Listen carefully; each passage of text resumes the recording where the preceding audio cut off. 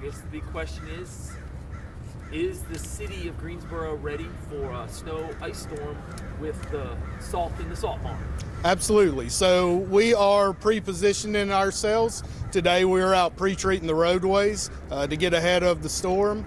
And as far as stockpile, we continue as all of our barns are full, and we'll continue to keep supplying. So as soon as we use salt, we'll have a delivery next week to supply us back. On hand, how much salt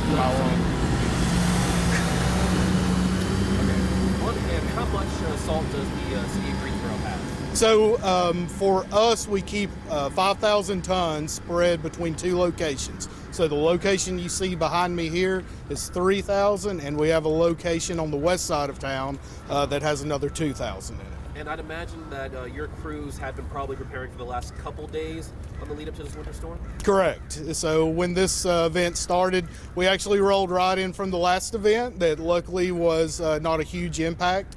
But we went into this event, we had everything prepared, we've got staff prepared, and going out to get ahead of the storm today.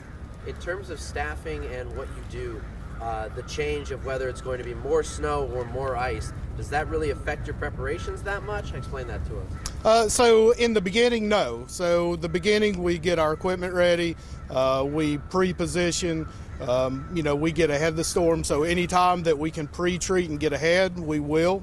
Especially with the extreme low temperatures that we're going to get. So if we're able to get ahead of the storm and what I like to say is proactive snow fight, we certainly will.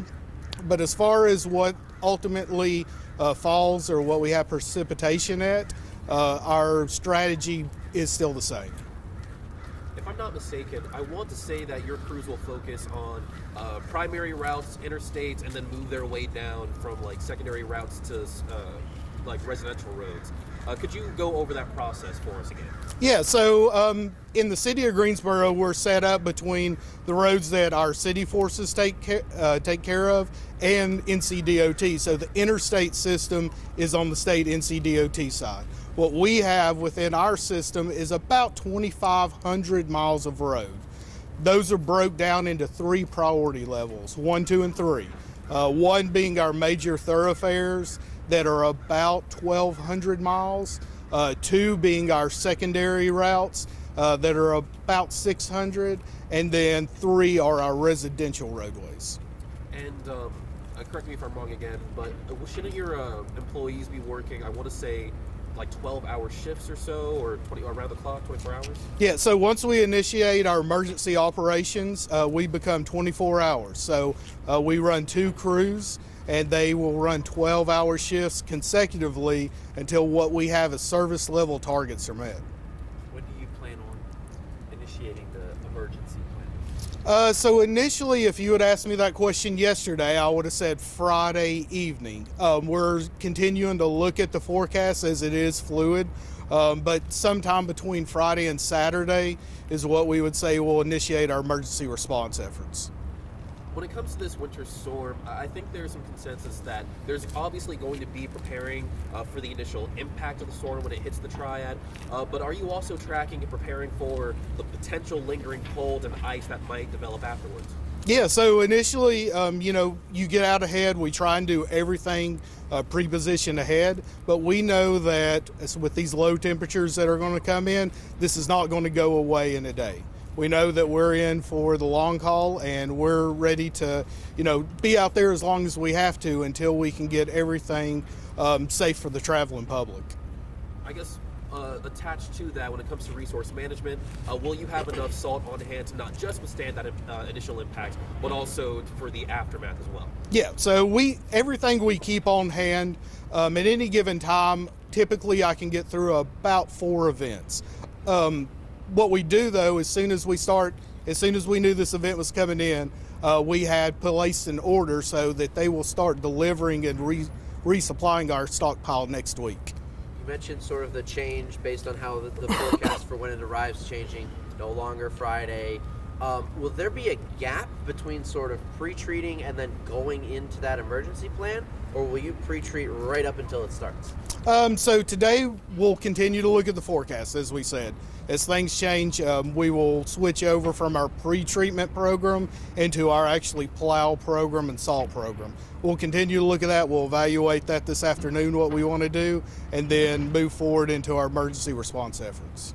How many trucks do you guys have to put out on the streets for this storm? So we run right at about 50 snowplow trucks per shift, and we have additional resources, motor graders, and equipment that we have pre-positioned throughout the city so that we can have a quicker response so we don't have to mobilize those from this facility.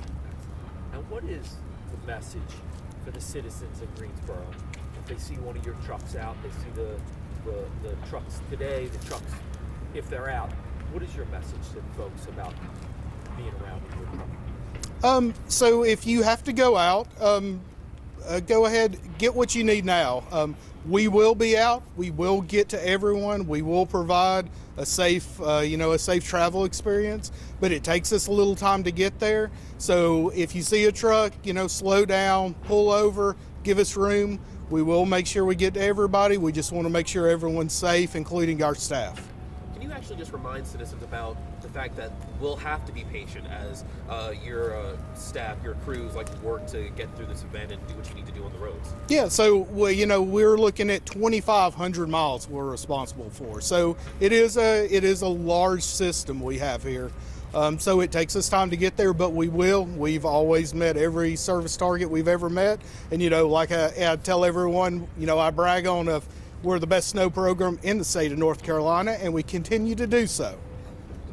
And are there any problem spots? I want to say bridges and shaded areas might present a significant challenge for your staff. So that's one of the areas that we focus on. So we have about 130 identified bridge locations and elevated structures that we're pre-treating, and another 530 miles of roadway that are shaded areas that we know don't quite get the sunlight that we want to pre-treat ahead of time. So drivers should be extra cautious if they come across an area like that. Yeah, so anytime that you're in a freezing event, your elevated structures will ice quicker than the roadways do. So just take your time, be patient, be safe out there. If you have to get out, don't get in a hurry, and just watch yourself as you drive. How close will your trucks and your facilities be working with Guilford County EMS, Guilford County Fire? Could there ever be a position where suddenly a priority 3 becomes a priority 1 because of an emergency? How does that work? We work with all the emergency response agencies. When we get into our event, if there's something that comes up, they have direct contact over to our staff and our dispatchers. So if we need to go to a location, we need to help out, we have that ability. How important is communication with all of your partnering agencies in a situation like this, preparing for an event like this? Yeah, it's absolutely huge. So the more information that we can get, the better decisions we can make. So we take a look at the system as a whole. Everyone has a specialty that that we can lean on. So we leverage as much of that knowledge as we can. And I imagine it's communication not just leading up to the event, but during and even afterwards, too. Correct. Can you talk about the difference between the salt and the brine and when you use each? Yeah, so salt brine is nothing more than salt mixed with water. So the idea is ahead of the storm, you can place salt brine out on the roadway, and instead of that small salt particle bouncing off the road, it'll dry and leave a film of salt on the road. So that's why you see agencies like ourselves and NCDOT pre-positioning themselves with salt brine so that you can leave it on the roadway, 24 to 48 hours ahead of the storm, so that you can get ahead of that last bond between the pavement and that ice particle. You said you were responsible for 2,500 miles. How much of that do you try to pre-treat in advance? So right now we have targeted about 530 miles today of pre-treatment. think this might the science perspective, but I just don't know it. Is there a point, a temperature, or if there's already a layer of ice on the roads where that salt is maybe less effective, and what is, the decision or next step if that happens? Does that happen? So yeah, your road salt, like you see behind you, typically about 15 degrees, it starts becoming less effective. At that point, we do have some other tools in our toolbox that we can use. One of those is we try to break that layer with plows and motor graders. Our goal is to try and get out ahead so that we can get that first layer off. We can allow the black pavement, the dark material will absorb sunlight.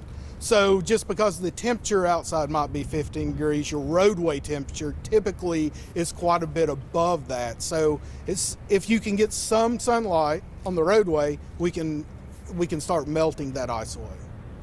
And I think a follow-up, I know you said targeting of more than 500 of those roads for pre-treatment. Is the goal to try to get in the next 2 days all of those miles pre-treated, or just maybe the level 1 or level 2s? We'll have everything. So like I said, about 130 structures and 530 miles. We'll have that completed today.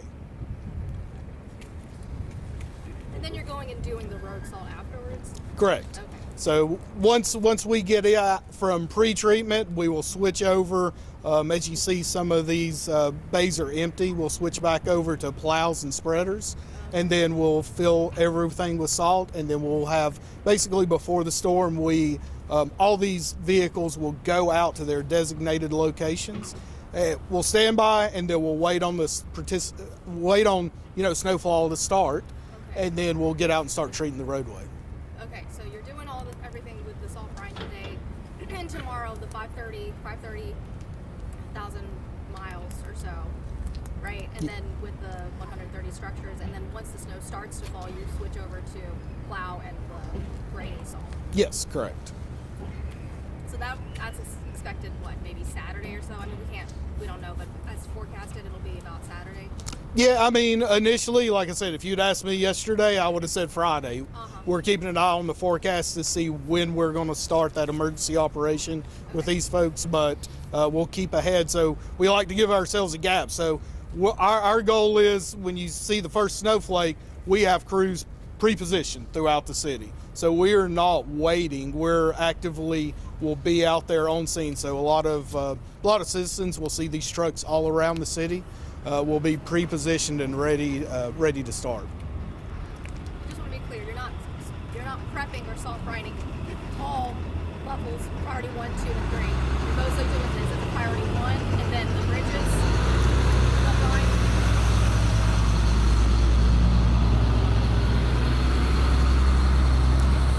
So we do not pre-treat the entire system just because of time constraints between now and the storm. If we had 4 or 5 days, we would look at that. But no, we're hitting our focused areas that we know are overpasses, elevated structures, just because of temperature related, and then areas that we know are shady areas. So,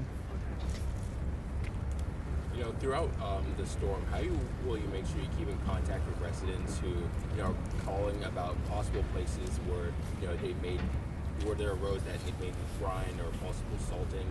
How do you prioritize complaints and decide where you go out and provide service? So we have a great tool. So I encourage every resident in the city of Greensboro to get on our website.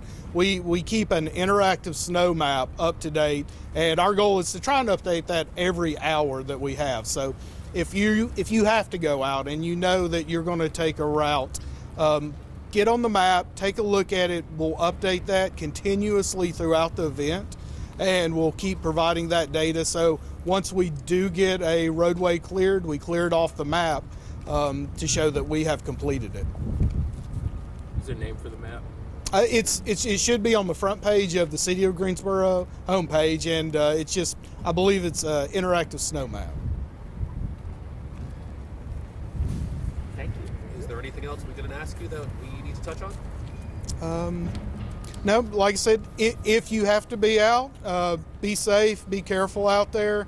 Give our folks room to work. We'll get to everybody. And I certainly want to give all the credit to our staff out here. Without the 100 plus people per shift, we were not be able to do this, and we'll continue to want to provide a great customer experience to everybody. Thank you very much. Yeah, thank y'all. Thank you.